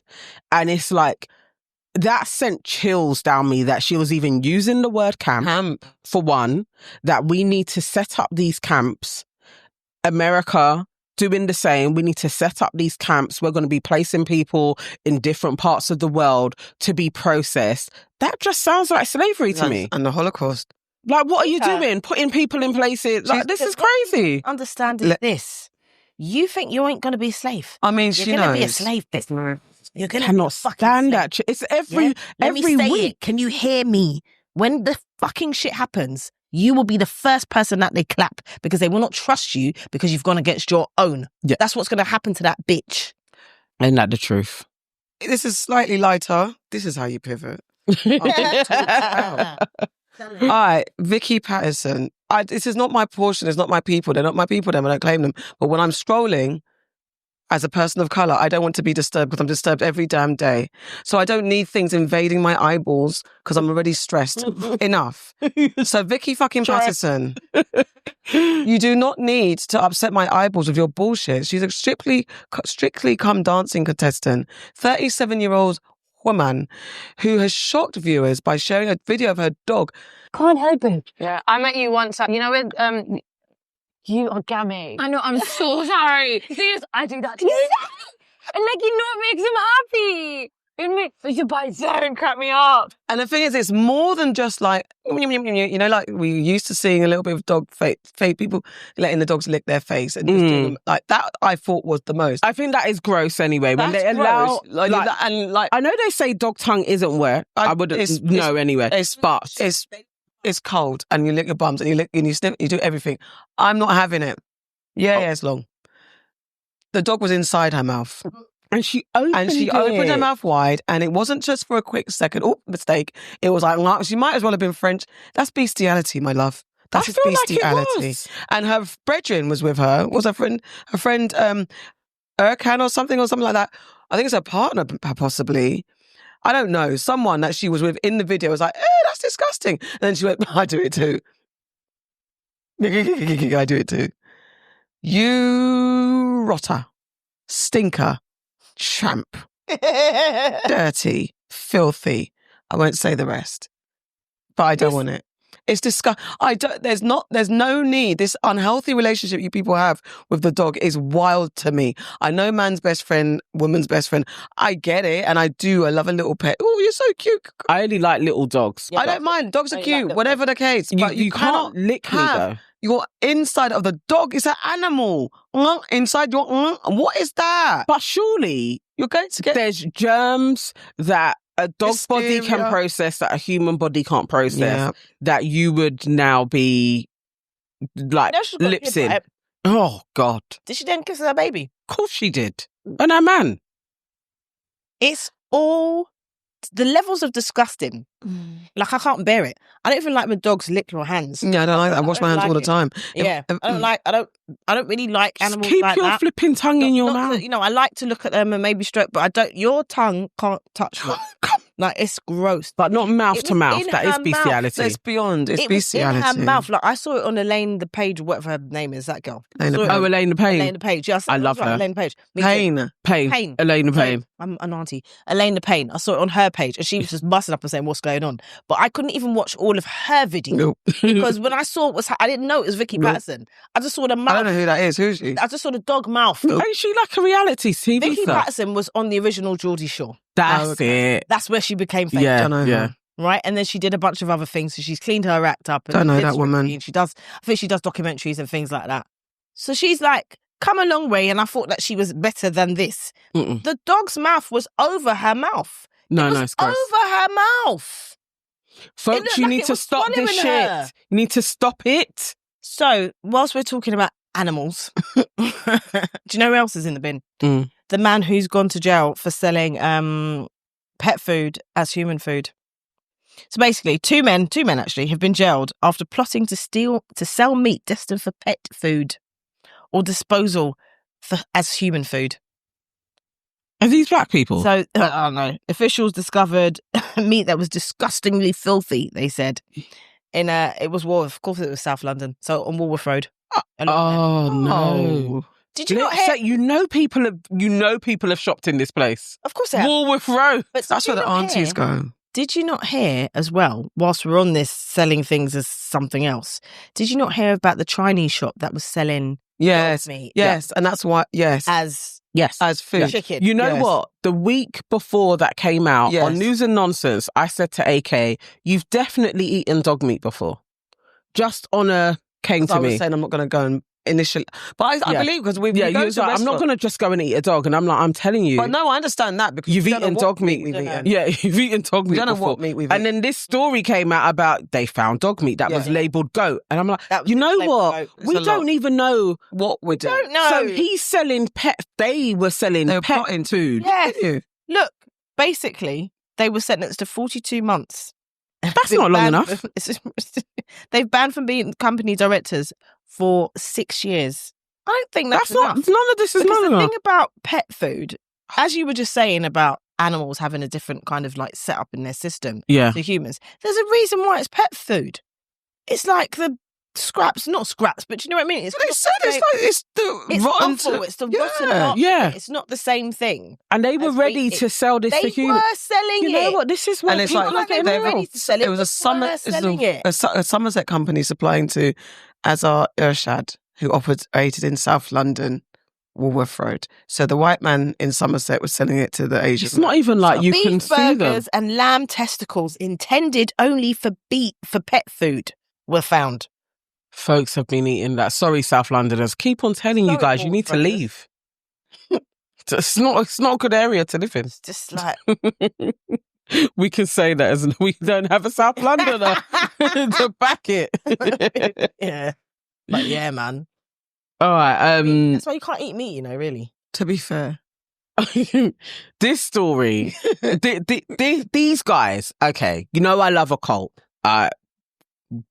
I love a cult anyway. You guys know this. But such a wild statement to make. There is a cult currently operating in Scotland. They've gone now, but go ahead. All right. They were in Scotland. They were calling themselves, he was the king of the north at one stage. Now, you know what? I actually have history with these people. Not personally. Okay. The history is... Is it your cousin? No. I saw the page in 2022. Did you? And I was like, this has to be satire. So I saw it, and the guy, the King Atahini, was with his women, and they weren't these women either, and they were doing like, this is how you robe, this is how you pray. They were doing these videos.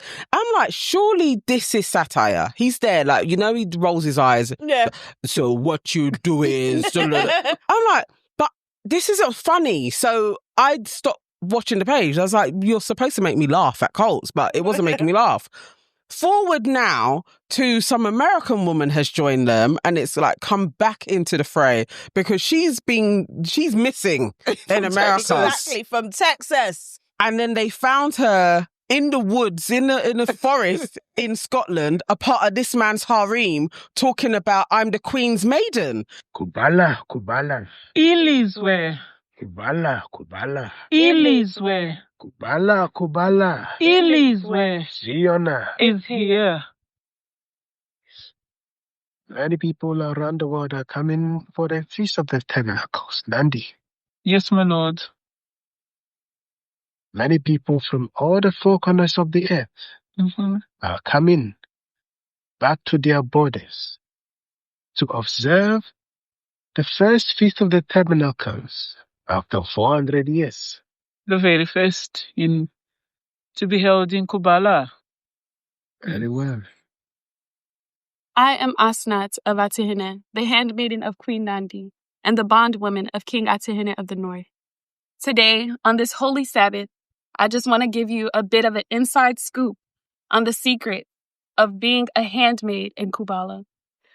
I would say the first thing, the most important thing there is to know that sets us apart from the rest of the world, the most unique quality of a handmaid in comparison to the familiar role of a maid is that we observe the hierarchy, which means that in this polygamous marriage, the queen is the highest, is our superior of all the women in KUBALA. We are inferior to her in every way.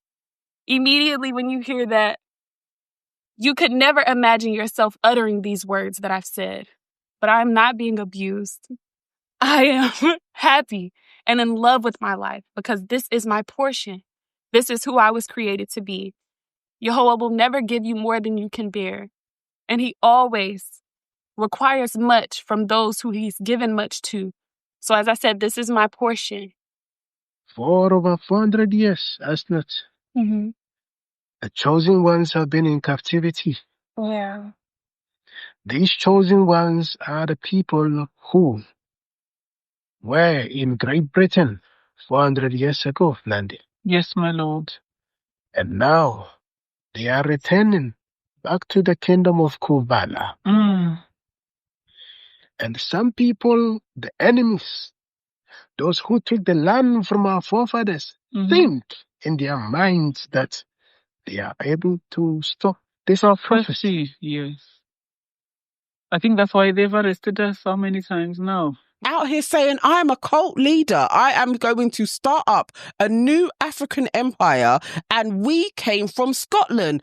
Burn Africa and all that shit. This is my land. Right. This forest is mine, and I'm going to create a kingdom. Now, what that dude is not talking about is when I was watching them, he had another woman. Right. That woman had 2 kids. I don't know where she is and her kids are. There was another chick there as well. She had more kids. Apparently, she's lost her children. And then he started a whole new harem of people, Queen Ashingo or whoever, and the Handmaiden's Tale from Texas.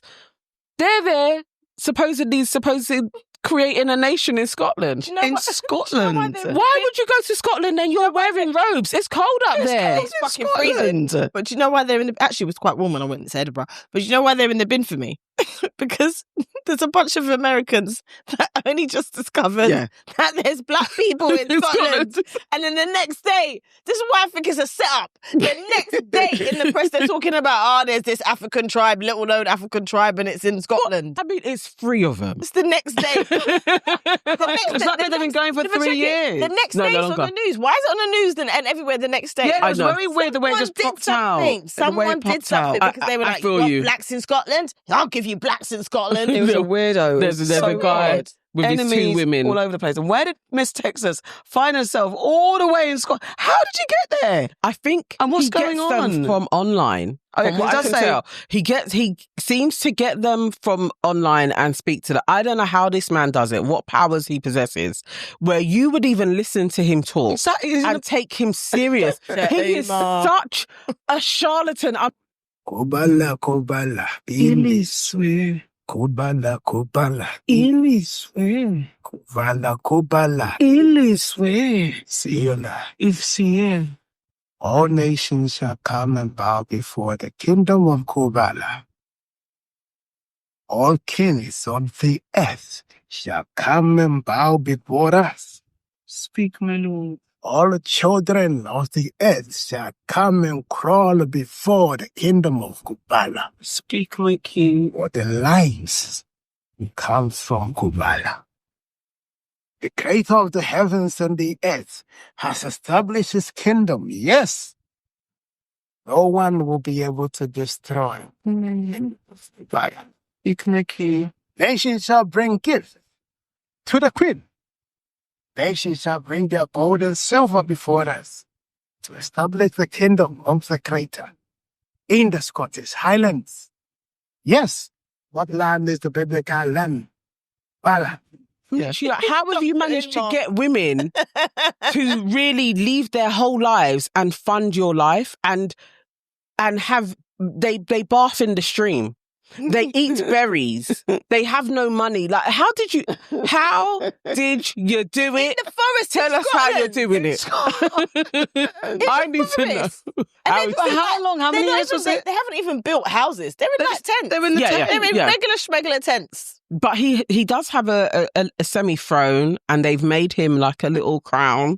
out of I thought you were horns going and to say something. He stuff. does have a little semi-house. He's got robes. I saw a little kente running. And it's Ghanaian Yeah, they got a as little well. They got a little. Apparently, he's saying that there's a connection with Ghana to Scotland to Brazil to America. Like his kingdom is gonna spawn all of these lands, and he just needs people. And then there's another guy that's building an ark. Have you seen him? Yes, he's building an ark. Another Ghanaian. You might know something that we don't. He said, it's so funny. He said God came to him in a dream. I mean, and said, I'm going to flood this world when at Noah, Christmas. When Noah, it's Christmas. We've only got a few months left. I'm laughing. He said, laughing. I'm going to Ghana, so I'll be okay. When Noah was told... His name is Noah. His name is Noah. He said, and then... His name Noah? Legally, though. I don't know. His birth name Abu Noah was on the thing. The animals were coming 2 by 2. I saw 2 cats. That's not crazy in Ghana. I saw a pig heading to the ark. A pig. Well, just going free will. This is what the video was showing. They're just walking by themselves. They were walking to the ark. He said, "Wow." He said the animals have even started coming. Wow. I don't know how many humans I'm going to take with me though, but we talked about an ark a few times. Though. I'm just saying, right? When Noah, the original one, built his ark, everyone laughed. Everyone laughed at him. Everyone laughed at him. They did. Yeah. Well, apparently people who God speaks to, I believe that. And people laugh at them. So what are you going to do? Well, what we've got, so he said by Christmas it's going to flood. He said it's flooding the world. But if you're in Ghana, at least you're closer. Grenada will be all right. Get on his boat. Is he in Ghana? He's in Ghana. Oh, he was here. No, he's in Ghana building a boat. No, he's in Accra building it. Okay, I'll be in Accra. So if you want to try and find Noah and get on, he didn't say how many humans he's taken. Yeah, but I could maybe ingratiate myself into his world. If the animals are walking towards it by themselves, you know, animals know things. He could have just been filming animals literally down the road. I'm not laughing. He could have put food out. I'm not laughing because you know what? Anyone who laughs is not getting on. I'm not laughing. I'm not going to Ghana, and I'm actually okay for it to do that. If God wants to do another flood, who am I? It's true. Because I'm not going to build an ark. Do you know what I mean? But I'd like to get on how long would be on the boat? 40 days and 40 nights. Is that how long it happened for the last time? No, that's what Jesus did. Yeah, that was in the desert. I don't know how long Noah was floating for. The Bible stories. I mean, either way, Noah was floating for a long time, and there's a lot of animals on there. Yeah, imagine the smell. And then a lion. Okay, would the lion behave? He's been building for a lot. I need answers. How do you get the money for the wood? I mean, how you pay a carpenter in Ghana? You can get money. It's a huge art. Yes, but you can always get timber for me. How are you paying the workers? I saw people working on this ark. How did you convince them to do this? If the boat. I need answers. But also, if he says "Osofo Kachimi," like he's just like what? Inyami, not Osofo. Yeah, Inyami. Say that in English for the people that. He said, God. He literally says it like that. He's like, God came to me in a dream and told me. Yeah, I didn't say all of it. Well, she said, God came to me. Okay, she started that part. Good. I like that. Inyami, Kasa, Kachimi. I like that. Yeah, yeah. God told me. What else? What other bits of it? You're an interpreter, but not a speaker. No, yeah, I can understand. And I can barely, I can just about understand, but I can't speak. Anyway, so I'm going to go to Ghana. I'm going to figure him out and see where I go on. Let's see, guys. I might smile at him. Maybe make him your husband. Then we can all get on. No. The boat. How could you do that to us? If that's going to end the world, you're not going to take us with you. You married this man, yeah? Let me get it straight. You marry this man. He builds this boat. The shit's hitting the fan. You don't come and get us. How can I come and get your money? What do you mean? It's a boat. Are you going to Ghana? It's a boat. It moves. But, yes, he's going to sell the world. It's not like 80 days around the world. It's going to go see more around. It is a boat. Where are you going to be? Moves. You're going to be in England on a boat. We're on an island. But it's going around. Do you know how do you think God? Wait, we'll meet him in Portsmouth. All right, but let's be realistic. Hold on, wait a minute. No, I don't know. How is God flooding the earth? Is he doing it bit by bit, incrementally? No one asks Abu Noah about I'll write you. Maybe when the ark is built, he'll set sail. Who's to say he's waiting for it to flood? You can't set sail smile on land. You go on the water. Where do you think people build boats? Do you think they build them on the water? Listen, this is Abu Noah. I don't know where he built it. You build a boat on land and you drag it to the sea. I think you need to find Abu Noah, smile at him, get married, and however he's been able to fund all of the wood he can send for us. Okay. Because obviously dude has money. There you go. God has provided. There you go. I'm going to talk to my man. Imagine if it really is real. My man. I'll talk to my man about it. Like, I don't know. Listen, my some people, whatever. All right, guys. Okay. It's late. We've got to go to bed. Yeah. I got work. We done, Ski? Well, that was it. Guys, we're back. We're busy, back. Have you liked, commented, and subscribed? Oh, you know, there's a whole new thing that they can do now. Oh, go on. You can hype up the video. So on your phones, right? You are in the comment part. Go comment. You scroll along. You'll have live because we premiere this. You scroll along, and then you're gonna get hype. Press hype. That amplifies our videos, and it will go out to way more people. It's a new YouTube feature. New features need to be used. It helps us. So please hype up the video as well and like it and comment as well. What else and share. Please and thanks. What else do they need to do? Oh, you need to sign up to our membership. It's a blood clot. Have you missed me? Girl, do you miss? Sorry, Soca song came into my head. Yes, please sign up to our membership. It's still £4.99. It's still cheaper than a bag of chips, but that is if you want to be our family. If you just want to be our brethren, our friend, then it's £1.99. Yes. Come and join us, please. Come and worship. Exactly. And we've got a membership live coming up at the weekend or something. Yeah, so do this membership live. It's fun. Guys, by the way, I've got a film festival at the Soul at the BFI. So news and nonsense won't happen on this Sunday. I'm afraid not. It's fine. There's content that I can put out for you guys. Especially we will be back September times. That's just around the corner. Let's hope that we are still here past Christmas, because remember what Noah said. Who knows what's going to take place? Well, we can broadcast on the boat. If that's going to happen, I'm going to have your aunties come over with the animals. So I can't be on the boat on my own. I have a 2x2. Well, I might start podding with the pigs and the lions. You may have to. I don't know. Your animals could never. Your animals could never. We're so stupid. Guys, keep safe and enemy free. Lots of big love and hugs from your favourite Aunties. Lovely. Bye. Bye.